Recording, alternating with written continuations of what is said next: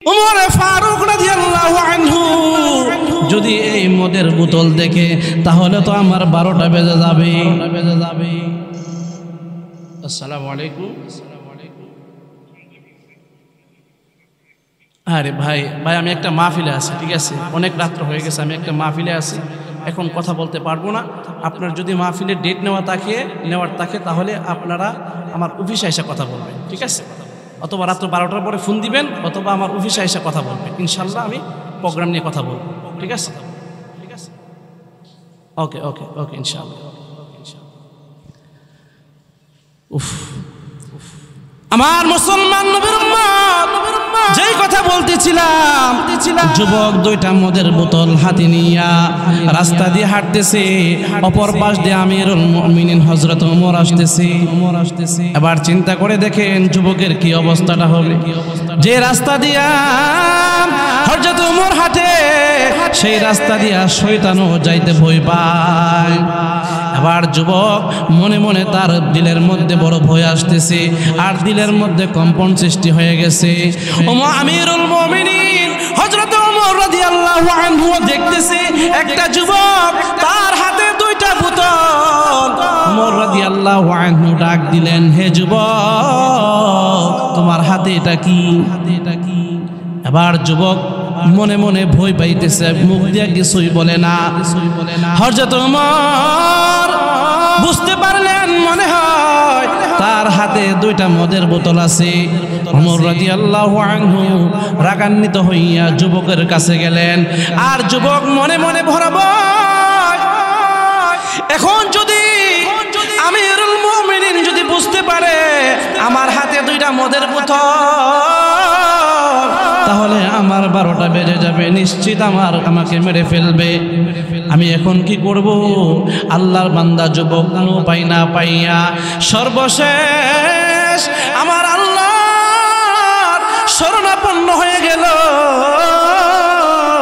আল্লাহকে মনে মনে ডাকতেছে যুবক, আল্লাহ, একদিক দিয়ে আমার হাতে 2টা মদের বোতল, আল্লাহ অপর পাশে আমিরুল মুমিনিন হযরত ওমর আসতেছে। ওমর রাদিয়াল্লাহু আনহু আমার পাশে দাঁড়ানো। আল্লাহ, এখন যদি ওমর আমিরুল মুমিনিন দেখে ফেলে আমার হাতে মদের বোতল আছে, তাহলে আমার কঠিন বিচার হবে গো আল্লাহ। ও আল্লাহ, তুমি তো আসমানের মালিক, তুমি জমিনের মালিক, তুমি ইচ্ছা করলে সব করতে পারো আল্লাহ। তুমি আল্লাহ তাআলা বলেন, ইন্নামাল মুমিনুনা আল্লাযীনা, তারাই হলো মুমিন যার ভিতরে 5টা গুণ থাকবে। 5 গুণে গুণান্বিত যারা হবে তারাই হবে প্রকৃত মুমিন। 5টা গুণ যদি বান্দা তুমি অর্জন করতে পারো, 5 গুণে গুণান্বিত হতে পারলে আল্লাহ পাক রব্বুল আলামিন আপনাকে 3টা পুরস্কার দান করবে।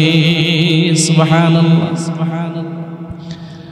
3টা পুরস্কার হলো, পুরস্কারের কথাটা আমরা আগে শুনি, কারণ কোন মানুষ যদি পুরস্কারের কথা শুনে তার মনের মধ্যে একটা আনন্দ লাগে, ঠিক কিনা বলেন? 3 নাম্বার 3টা গুণ আল্লাহ তাআলা, 3টা পুরস্কার আল্লাহ তাকে দান করবেন 5টা গুণ অর্জন করলে। 3টা পুরস্কার কি? আল্লাহ পাক রব্বুল আলামিন বলেন, লাহুম দারাজাতুন ইনদা রাব্বিহিম, আমার আপনার আল্লাহর কাছে আপনার দাম, আপনার সম্মান, আপনার ইজ্জত আল্লাহ তাআলার কাছে বেড়ে যাবে। আল্লাহ তাআলা বলেন, লাহুম দারাজাতুন ইনদা রাব্বিহিম ওয়া মাগফিরাতুন ওয়া রিজকুন কারীম। 1 নাম্বার গুণ হলো আল্লাহর কাছে তার সম্মান বেড়ে যাবে। 2 নাম্বার গুণ হলো আল্লাহ পাক রব্বুল আলামিন তার জন্ম থেকে নিয়ে মৃত্যুর আগ পর্যন্ত তার জীবনে যত গুনাহ করেছে, আল্লাহর বান্দা যদি যদি মুমিন নামক টাইটেল কপালের মধ্যে লাগাইতে পারে, 5টা গুণ যদি সে অর্জন করতে পারে, আল্লাহ তাআলা তার জিন্দেগীর সমস্ত গুনাহগুলি মাফ করে দিবে। 3 নাম্বার পুরস্কার হলো ওয়ারিজকু কারীম। আল্লাহ পাক রব্বুল আলামিন বলেন, আমি আল্লাহ তাআলার পক্ষ থেকে তার জন্য সম্মানজনক রিজিকের ব্যবস্থা করে দিব। সুবহানাল্লাহ। আর একজন মুমিন বান্দার দাম কত জানেন? একজন মুমিন বান্দা যখন মারার সময় হয়, মৃত্যুর সময়, মুমিন বান্দা যখন মৃত্যুর সময় গনিয়ে আসে, আমার আল্লাহ পাক রব্বুল আলামিন জান্নাত থেকে একদল ফেরেশতা পাঠান, ও জান্নাতি ফেরেশতারা যাও, আমার বান্দার রূহটা আমি আল্লাহর কাছে নিয়ে আসো। এবার জান্নাত থেকে হাজার হাজার ফেরেশতারা ইস্তিকবাল জানাইতে জানাইতে ফুলের তোড়া নিয়া কাতার বন্দী হইয়া ওই মুমিন বান্দার রূহটা নেওয়ার জন্য আসে। মুমিন বান্দার রূহটা নিয়া ওই আল্লাহর তৈরি ফেরেশতা আল্লাহর কাছে চলে যায়, সিজ্জিল নামক স্থানে চলে যায়।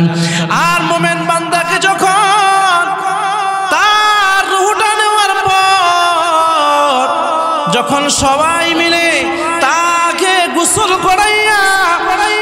করানোর পর এবার জানাজা পড়াইয়া যখন তাকে কবরের মধ্যে রাখা হয়, কবরের মধ্যে এই ব্যক্তিটাকে আল্লাহর নবীর সুন্দর চেহারাটা আল্লাহর বান্দা মুমিন বান্দার চেহারার সামনে তুইলা ধরবে, বলবেন উনি কে? তখন মুমিন বান্দা বলে, আমার রব আল্লাহ, আমি আমার ধর্ম হলো ইসলাম।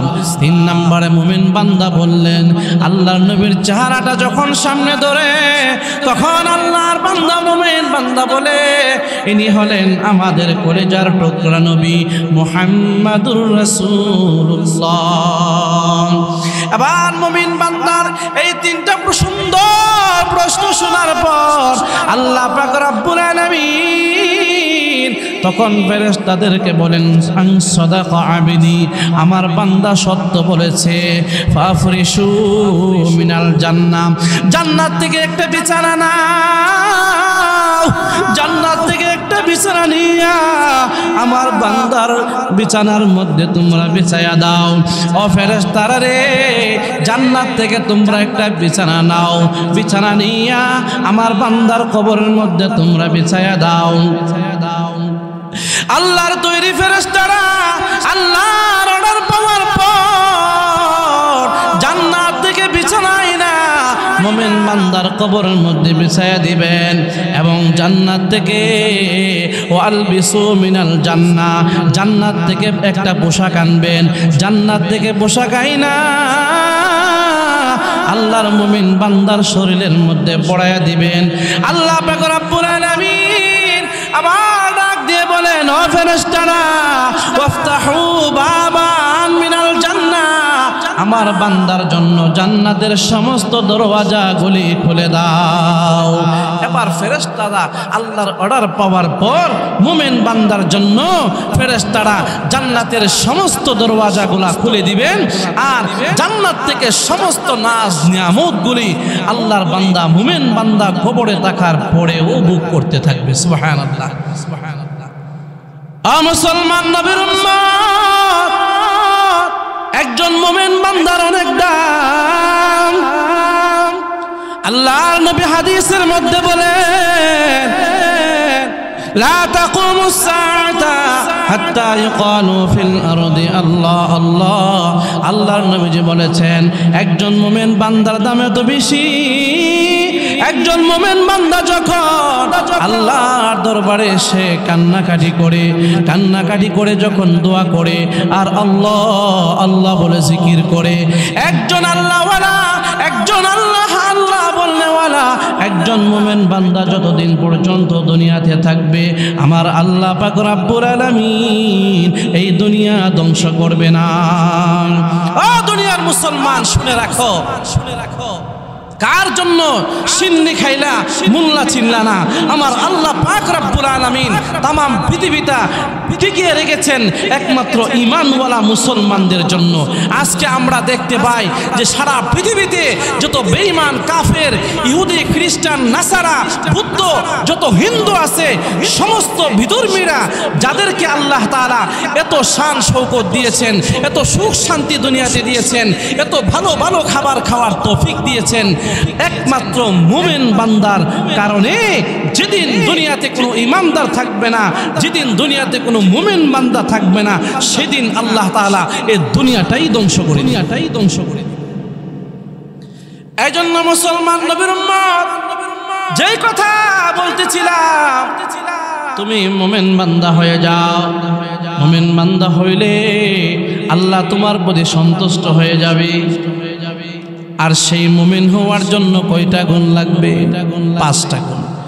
মুমিন হওয়ার জন্য 5টা গুণ আল্লাহ তাআলা পবিত্র কোরআনের মধ্যে আল্লাহর কাছে যদি মুমিন হিসেবে নিজেকে পরিচয় দিতে চান, আপনাকে 5টা গুণ অর্জন করতে হবে।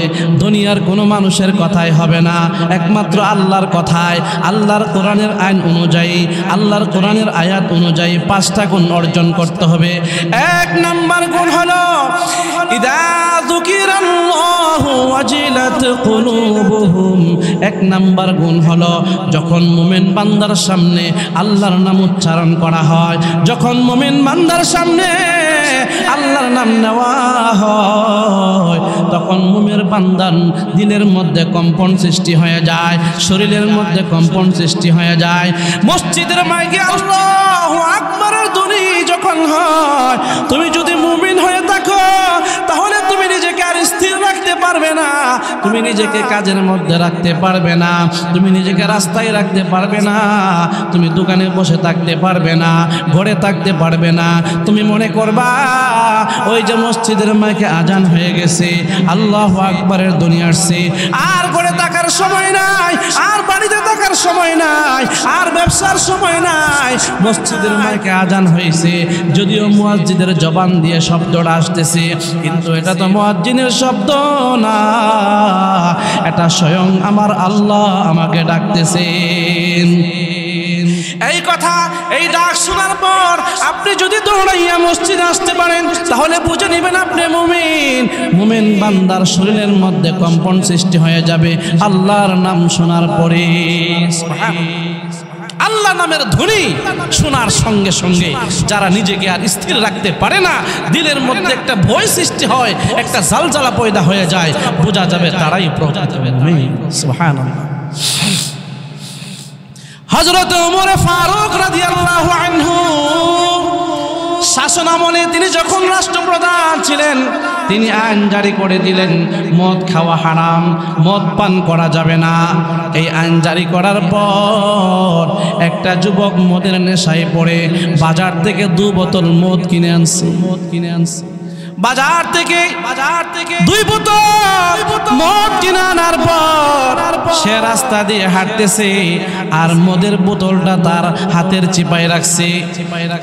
হাঁটতেছে হঠাৎ করে দেখে বাদশাহ হযরত ওমর ফারুক রাদিয়াল্লাহু আনহু আমিরুল মুমিনিন সেই রাস্তা দিয়ে সামনের দিক দিয়ে আসতেছে। আবার যুবক মনে মনে চিন্তা করলো, আরে এ দেখি আমিরুল মুমিনিন আসতেছে, আমার কাছে 2টা মদের বোতল। এবার যদি ওমর ফারুক রাদিয়াল্লাহু আনহু যদি এই মদের বোতল দেখে তাহলে তো আমার 12টা বেজে যাবে। আসসালামু আলাইকুম। আরে ভাই আমি একটা মাহফিলে আছি, ঠিক আছে, অনেক রাত্র হয়ে গেছে, আমি একটা মাহফিলে আছি, এখন কথা বলতে পারবো না। আপনার যদি মাহফিলের ডেট নেওয়ার থাকে তাহলে আপনারা আমার অফিসে এসে কথা বলবেন, ঠিক আছে? অথবা রাত্র 12টার পরে ফোন দিবেন, অথবা আমার অফিসে এসে কথা বলবেন, ইনশাল্লাহ আমি প্রোগ্রাম নিয়ে কথা বলবো, ঠিক আছে? ওকে ইনশাল্লাহ। আমার মুসলমান নবীর উম্মত যেই কথা বলতেছিলাম, যুবক দুইটা মদের বোতল হাতে নিয়া রাস্তা দিয়ে হাঁটতেছে, অপর পাশ দিয়ে আমিরুল মুমিনিন হযরত ওমর আসতেছে। এবার চিন্তা করে দেখেন যুবকের কি অবস্থাটা হবে। যে রাস্তা দিয়া হযরত ওমর হাঁটে সেই রাস্তা দিয়া শয়তানও যাইতে ভয় পায়। এবার যুবক মনে মনে তার দিলের মধ্যে বড় ভয় আসতেছে, আর দিলের মধ্যে কম্পন সৃষ্টি হয়ে গেছে। ওমর আমিরুল মুমিনিন হযরত ওমর রাদিয়াল্লাহু আনহু দেখতেছে একটা যুবক, তার হাতে দুইটা বোতল। ওমর রাদিয়াল্লাহু আনহু ডাক দিলেন, হে যুবক, তোমার হাতে এটা কি? এবার যুবক মনে মনে ভয় পাইতেছে, মুখ দিয়ে কিছুই বলে না। হযরত ওমর বুঝতে পারলেন মনে হয় তার হাতে দুইটা মদের বোতল আছে। ওমর রাদিয়াল্লাহু আনহু রাগান্বিত হইয়া যুবকের কাছে গেলেন, আর যুবক মনে মনে ভরা ভয়। এখন যদি আমিরুল মুমিনিন যদি বুঝতে পারে আমার হাতে দুইটা মদের বোতল, তাহলে আমার 12টা বেজে যাবে, নিশ্চিত আমাকে মেরে ফেলবে। আমি এখন কি করব? আল্লাহর বান্দা যুবক কোনো উপায় না পাইয়া সর্বশেষ আমার আল্লাহর শরণাপন্ন হয়ে গেল। আল্লাহকে মনে মনে ডাকতেছে যুবক, আল্লাহ, একদিক দিয়ে আমার হাতে দুইটা মদের বোতল, আল্লাহ অপর পাশে আমিরুল মুমিনিন হযরত ওমর আসতেছে। ওমর রাদিয়াল্লাহু আনহু আমার পাশে দাঁড়ানো। আল্লাহ, এখন যদি ওমর আমিরুল মুমিনিন দেখে ফেলে আমার হাতে মদের বোতল আছে, তাহলে আমার কঠিন বিচার হবে গো আল্লাহ। ও আল্লাহ, তুমি তো আসমানের মালিক, তুমি জমিনের মালিক, তুমি ইচ্ছা করলে সব করতে পারো। আল্লাহ, তুমি আগুনকে পানি বানাইতে পারো, পানি থেকে তুমি আগুন সৃষ্টি করতে পারো। আল্লাহ, আমার হাতে দুইটা মদের বোতল, আমি ছাড়া কেউ জানে না গো আল্লাহ। ও মালিক, আল্লাহ, আজকে আমার ওমরের হাত থেকে বাঁচায় দাও। আমি আর জীবনে কোনোদিন মদের ব্যবসা করব না, আমি আর জীবনে কোনোদিন মদ খাবো না। আল্লাহ, উমরের হাত থেকে আমারে বাঁচায়া দাও। আল্লাহর কাছে দিলে দিলে এই তওবা করার পর, এই অনুভূতি তার দিলের মধ্যে আসার পর, আল্লাহর কাছে এই কথা বলার পর, এবার হযরত ওমর যুবককে বলতেছে, হে যুবক, তোমার বোতলের মধ্যে কি আছে তাড়াতাড়ি দেখাও।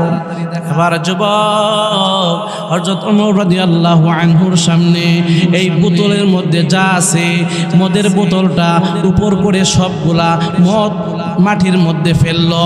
আল্লাহর কি কুদরত বুঝা বড় দায়। যুবক এই কথা মদের বোতল মনে করে সবগুলা মদ নিচে ছাড়তেছে, মাটির মধ্যে ডালতেছে।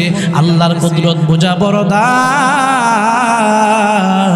উমরের চোখের সামনে আল্লাহ তাআলা এমন কুদরত দেখাইলেন, বোতল থেকে মদ বের হয় না, বোতল থেকে সাদা পানি বের হইতেছে।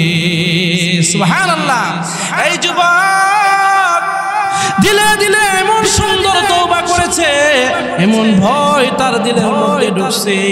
এই ভয়ের কারণে আল্লাহ পাক রব্বুল আলামিন তার তওবা কবুল করেছে। আল্লাহ তাআলা উমরের হাত থেকে যুবককে বাঁচায়া দিলেন। সুবহানাল্লাহ, সুবহানাল্লাহ। এটা হলো ভয়, যেই ভয়ের দ্বারা মুমিন নামক টাইটেল কপালের মধ্যে লাগানো যায়। আল্লাহ নামের ধ্বনি শোনার সঙ্গে সঙ্গে দিলের মধ্যে যাদের কম্পন সৃষ্টি হয়, জালজালা পয়দা হয়, একটু নাড়াচাড়া হয়, বুঝতে হবে মুমিনের 1 নম্বরের গুণ তার ভিতরে আছে। আমার মুসলমান নবীর উম্মত, 2 নম্বর গুণ হলো ওয়াইদা তুলিয়াত আলাইহিম আয়াতুহু যাদাতুহুম ঈমানা। 2 নম্বরের গুণ হলো যাদের সামনে আল্লাহর কোরআনের তেলাওয়াত করা হয়, ওয়াইদা তুলিয়াত আলাইহিম আয়াতুহু যাদাতুহুম ঈমানা। কোরআনের তেলাওয়াত শোনার সঙ্গে সঙ্গে যাদের ঈমান বেড়ে যায়, যাদের দিলের মজা লাগে কোরআনের তেলাওয়াত শোনার সঙ্গে সঙ্গে যাদের দিলের মধ্যে বড় মজা লাগে, ভালো লাগে, বোঝা যাবে তারাই হলো প্রকৃত মুমিন। কারণ একমাত্র মুমিন যারা, তাদের কাছে কোরআনের তেলাওয়াত ভালো লাগে। আর বেঈমান কাফের মুশরিক যারা এই পৃথিবীতে বিধর্মী যারা আছে, কোরআনের তেলাওয়াত যাদের ভালো লাগে না, কোরআনের তেলাওয়াত যাদের কাছে মজা লাগে না, কোরআনের তেলাওয়াত যাদের কাছে শুনতে শান্তি লাগে না, বোঝা যাবে এরা মুমিন না, এরা হলো মুনাফিক।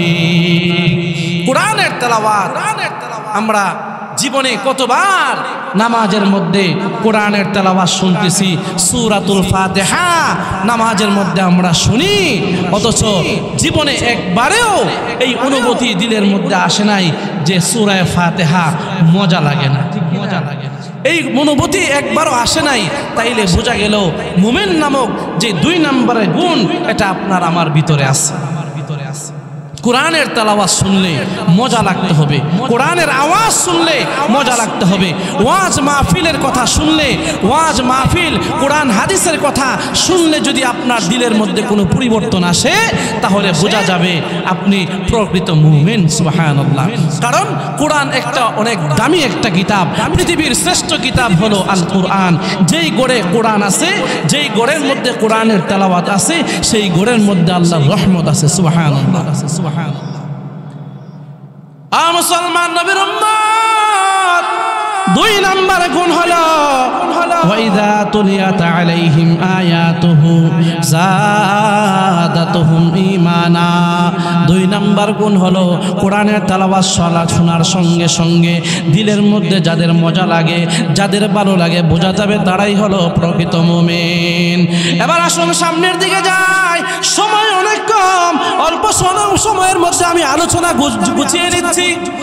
3 নম্বর গুণ হলো ওয়ালা রাব্বিহিম ইয়াতাওয়াক্কালুন। মুমিনের 3 নম্বর গুণ হলো তারা সব সময় আমার আল্লাহর উপরে ভরসা করবে। আল্লাহকে ছাড়া তারা অন্য কাউকে ভয় পাবে না, আল্লাহকে ছাড়া অন্য কারোর উপরে তারা কোনো ভরসা করবে না। তারা সব সময় সর্বদা সর্বাবস্থায় আমার আল্লাহর উপরে তাওয়াক্কুল করবে, আল্লাহর উপরে ভরসা করবে। আল্লাহ আমার রিজিকের মালিক, আল্লাহ আমার হায়াতের মালিক, আল্লাহ আমার মওতের মালিক, আল্লাহ আমার সব কিছুর মালিক। এই চোখ আমার ছিল না, আল্লাহ দিয়েছে। এই হাত 2টা আমার ছিল না, আল্লাহ দিয়েছে। পা 2টা ছিল না, আমার আল্লাহ আমাকে দিয়েছে। আমি কিছুই ছিলাম না, আমি মাত্র 2 ফোঁটা নাপাক পানি দিয়া আল্লাহ তাআলা আমাকে আপনাকে এত সুন্দর গঠন দিয়েছেন। চোখের জায়গায় আল্লাহ চোখ দিয়েছেন, হাতের জায়গায় আল্লাহ হাত দিয়েছেন, পার জায়গায় আল্লাহ পা দিয়েছেন। কোরআন শেখার জন্য, হাদিস শেখার জন্য, ভালো মন্দ বোঝার জন্য আল্লাহ তাআলা বুদ্ধি দিয়েছেন। এই জন্য মাথা থেকে পা পর্যন্ত আল্লাহ তাআলা কোটি কোটি নিয়ামত আপনাকে আমাকে দান করেছেন। এই জন্য এতগুলা নিয়ামত পাওয়ার পর, এই সবগুলা নিয়ামত পাওয়ার পর ভরসা করব কার উপরে? আল্লাহর উপরে ভরসা করতে হবে। জীবনে প্রতিটা মুহূর্তে ভরসা করব একমাত্র আল্লাহর উপরে। আমার যা কিছু আছে সব কিছুর মালিক একমাত্র আল্লাহ। আল্লাহ ছাড়া সে কিছুই বুঝবে না। যারা আল্লাহর উপরে ভরসা করে, আল্লাহর উপরে তাওয়াক্কুল যারা করে, পৃথিবীতে তাদের ক্ষতি কেউ করতে পারে না। ঠিক কিনা? এই বাংলাদেশে সবচাইতে বেশি যারা আল্লাহর উপরে ভরসা করে তারা হলো উলামায়ে কেরাম। উলামায়ে কেরাম আল্লাহর উপরে সবচাইতে বেশি ভরসা করে। তারা আল্লাহর উপরে ভরসা করে কোরআন হাদিসের ওয়াজ করতে, কোরআন হাদিসের কথা বলতে, আল্লাহর কথা বলতে, নবীজির কথা বলতে তারা কোনোদিন ভয় করে না। তারা সব সময় কোরআনের কথা, হাদিসের কথা বলে যায়। তো প্রয়োজন হলে কোরআনের কথা বলতে যদি আমাকে ফাঁসির কাস্টে ঝুলতে হয়, আমি ঝুলে যাব, আমি জেল খাটবো, আমি মার খাবো, আমি রক্ত দিব, তারপরেও কোরআনের আওয়াজ বন্ধ করব না। ঠিক কিনা বলে? তারা সব সময় আল্লাহর উপরে ভরসা করে। আল্লাহর উপরে যারা ভরসা করবে, তাওয়াক্কালতু আলাল্লাহ, প্রতিটা কাজ করার পূর্বে আমরা আল্লাহর উপরে ভরসা করব। কার উপরে? আগামীকাল আমি কি খাবো, আমি কোথায় ঘুমাবো, কোথায় যাব, কে জানে? একমাত্র আল্লাহ। আল্লাহ আমার সব কিছুর ব্যবস্থা করে রেখেছেন। মানুষ সৃষ্টি করার পূর্বেই আল্লাহ তাআলা 4টা জিনিস নির্ধারণ করে দিয়েছেন। আমি কতদিন দুনিয়াতে বাঁচবো, আমি কি খাবো, কোথায় যাব, আর কখন আমার মৃত্যু হবে, কখন কোথায় গিয়ে আমি কি খাবো, সব কিছু আল্লাহ নির্ধারণ করে রেখেছেন। এই জন্য আলেমরা ভয় পাওয়ার কোনো কারণ নাই, রিজিকের কোনো টেনশন নাই। আমরা যেভাবে আছি আমরা আল্লাহর উপরে ভরসা করি। আমাদের সব কিছুর মালিক একমাত্র আল্লাহ। মুসলমান নবীর উম্মত, 4 নম্বরের গুণ হলো আল্লাযীনা ইউকিমুনাস সালাহ। একজন মুমিন বান্দা যদি মুমিন হতে চায়, মুমিন হওয়ার জন্য তাকে 4 নম্বরের গুণ অর্জন করতে হবে। আল্লাযীনা ইউকিমুনাস সালাহ, তারা নামাজ কায়েম করবে, নামাজকে প্রতিষ্ঠা করবে, নিজেও 5 ওয়াক্ত নামাজ পড়বে, স্ত্রী ছেলে মেয়ে আপনজন যারা আছে সবাইকে নামাজের দাওয়াত দিবে। অনেক মানুষ আছে নিজে 5 ওয়াক্ত নামাজ পড়ে কিন্তু ছেলে মেয়েরা নামাজ পড়ে না, মা বাবা নামাজ পড়ে না। আপনি 5 ওয়াক্ত নামাজ পড়েন ভাই, আপনি 5 ওয়াক্ত নামাজ পড়ে কপালে দাগ লাগিয়েছেন, কিন্তু আপনি নামাজের কথা সন্তানকে বলেন নাই, স্ত্রীকে বলেন নাই, মা বাবাকে বলেন নাই, তাহলে আপনি জান্নাতে যাওয়া সম্ভব হবে না। আপনি যদি জান্নাতে যেতে চান, আল্লাহর নবীজি বলেছেন তোমার পরিবার, তোমার অধীনস্থ, তোমার পরিবার সম্পর্কে তোমাকে জিজ্ঞাসা করা হবে, নামাজ সম্পর্কে আপনাকে জিজ্ঞাসা করা হবে। আপনি নামাজ পড়েছেন, আপনার পরিবারকে নামাজের দাওয়াত দিয়েছেন কিনা? এই প্রশ্ন তো আল্লাহ তাআলা করবেন, তখন কি জবাব দিবেন? এই জন্য শুধু নিজেই নামাজ পড়লে হবে না, পরিবারকেও নামাজের দাওয়াত দিতে হবে, নামাজকে প্রতিষ্ঠা করতে হবে। বেশি করে নামাজের মর্যাদা, নামাজের ফজিলত নিজের পরিবারকে বোঝাতে হবে। এই জন্য আল্লাহ বলেন আল্লাযীনা ইউকিমুনাস সালাহ, নিজেও নামাজ পড়তে হবে, নামাজকে প্রতিষ্ঠা করতে হবে। কারণ নবীজি হাদিসের মধ্যে বলেন আউয়ালু মা ইউহাসাবু বিহিল আবদু ইয়াউমাল কিয়ামাতিস সালাহ। নামাজ কোনো সাধারণ ইবাদত নয়, নামাজ হলো একটা ফরজ ইবাদত। আল্লাহর নবীজি বলেছেন কিয়ামতের মাঠে একজন মানুষ মৃত্যুবরণ করার পরে সর্বপ্রথম তার কাছ থেকে যে হিসাবটা নেওয়া হবে, যে আমলের হিসাব নেওয়া হবে, সেটা হলো 5 ওয়াক্ত নামাজ। নামাজের হিসাব যদি সহজভাবে বান্দা দিতে পারে, তাহলে কবরের সব গুনাহগাটি, পরকালের সব গুনাহগাটি আল্লাহ তার জন্য সহজ করে দিবেন। আল্লাহ রাসূল সাল্লাল্লাহু আলাইহি ওয়াসাল্লাম হাদিসের মধ্যে বলেন একজন নামাজি বান্দাকে আল্লাহ 5টা পুরস্কার দান করবেন। 1 নম্বর পুরস্কার হলো আল্লাহ পাক রব্বুল আলামিন মৃত্যুর সময় একজন নামাজি বান্দার জন্য আল্লাহ তাআলা মৃত্যুর যেই যন্ত্রণা, মৃত্যুর সময় যেই কষ্ট, আল্লাহ তাআলা তার জন্য মৃত্যুটা সহজ করে দিবেন। 2 নম্বর পুরস্কার হলো একজন নামাজি বান্দাকে যখন কবরের মধ্যে রাখা হয়, নামাজি বান্দাকে কবরের মধ্যে রাখার পরে আল্লাহ পাক রব্বুল আলামিন এই নামাজ পড়ার কারণে আল্লাহ তাআলা তার কবর আযাব মাফ করে দেয়। 3 নম্বর পুরস্কার হলো একজন নামাজি বান্দা যখন পরকালে হাসরের মাঠে যখন তাকে ওঠানো হবে, আল্লাহ পাক রব্বুল আলামিন তার আমলনামা ডান হাতে দান করবেন। 4 নম্বর পুরস্কার হলো একজন নামাজি বান্দাকে আল্লাহ তাআলা হাসরের মাঠে ফুলসিরাতের ফুল বীজের আকারে পার করে দিবেন। 5 নম্বর পুরস্কার হলো একজন নামাজি বান্দা যখন দুনিয়া থেকে বিদায় হয়, আল্লাহ পাক রব্বুল আলামিন তাকে বিনা হিসাবে জান্নাত দান করবেন। এই 5টা পুরস্কার আল্লাহ তাআলা দান করবেন। সুবহানাল্লাহ। আল্লাযীনা ইউকিমুনাস সালাহ ওয়া মিম্মা রাযাকনাহুম ইউনফিকুন। 5 নম্বর গুণ হলো যারা মুমিন হবে এদের জন্য 5 নম্বরের গুণ অর্জন করতে হবে। ওয়া মিম্মা রাযাকনাহুম ইউনফিকুন, আল্লাহ তাআলা তাকে যে রিজিক দিয়েছে সেই রিজিক থেকে আল্লাহর রাস্তায় বেশি করে দান করা, বেশি করে আল্লাহর রাস্তায় খরচ করা। এই 5টা গুণ বান্দাকে অর্জন করতে হবে। যদি 5 গুণে গুণান্বিত আপনি হতে পারেন, তাহলে মুমিন নামক টাইটেল লাগাইয়া আপনি কবরে যাইতে পারবেন। পাশাপাশি আল্লাহ তাআলা 3টা পুরস্কারের ঘোষণাও দিয়েছেন, সুবহানাল্লাহ, লাহুম দারাজাতুন ইনদা রাব্বিহিম। এই 5 গুণান্বিত হয়ে যারা মুমিন হয়ে যাবে, আল্লাহ তাআলা তাদের মর্যাদা আল্লাহর কাছে বাড়িয়ে দিবেন। ওয়া মাগফিরাতুন, এবং আল্লাহ তাআলা তার জীবনের গুনাহও মাফ করে দিবেন, সুবহানাল্লাহ। আর 3 নাম্বার পুরস্কার হলো আল্লাহ তাআলা তার জন্য উত্তম রিজিকের ব্যবস্থা করে দিবেন। রিজিক তো 2 প্রকার, একটা হলো হালাল রিজিক আর একটা হলো হারাম রিজিক। অনেক মানুষ তো হারাম ভাবেও রিজিক তালাশ করে, কিন্তু আল্লাহ বলতেছেন, না বান্দা, আমি তোমার জন্য হারাম রিজিকের ব্যবস্থা করব না, আমি আল্লাহ তোমার জন্য হালাল রিজিকের ব্যবস্থা করে দিব ইনশাআল্লাহ। অল্প সময়ের মধ্যে, রাত্র অনেক হয়ে গেছে, আলোচনা আর লম্বা করা যাবে না আমার ভাইয়েরা। আমি যেই কথাটা বলতেছিলাম, যদি আমরা মুমিন হতে পারি তাহলে আল্লাহ তাআলা আমার পরকালের জীবনটা অসীম কাল, যেখানে শুধু মৃত্যু বলতে কিছুই থাকবে না, ওই অসীম কালে আল্লাহ তাআলা আপনার আমার জীবনটা সুন্দর করে দিবেন। এই 5 গুণান্বিত হয়ে আমরা যেন পরিপূর্ণ মুমিন হয়ে দুনিয়া থেকে বিদায় হতে পারি, আল্লাহ তাআলা আমাদেরকে সেই তৌফিক দান করুক ইনশাআল্লাহ। আপনারা সকলেই আমার জন্য দোয়া করবেন, আমিও আপনাদের জন্য দোয়া করি। প্রতিদিন সফর করতে করতে ক্লান্ত হয়ে যায়, অসুস্থ শরীর নিয়ে যেইটুকু আলোচনা আপনাদের সামনে আমি করলাম, সর্বপ্রথমে আমাকে, এরপরে আপনাকে, আমাদের সকলকে পরিপূর্ণভাবে আল্লাহ তাআলা আমল করার তৌফিক দান করুক। সকলে বলি আমিন। আসসালামু আলাইকুম।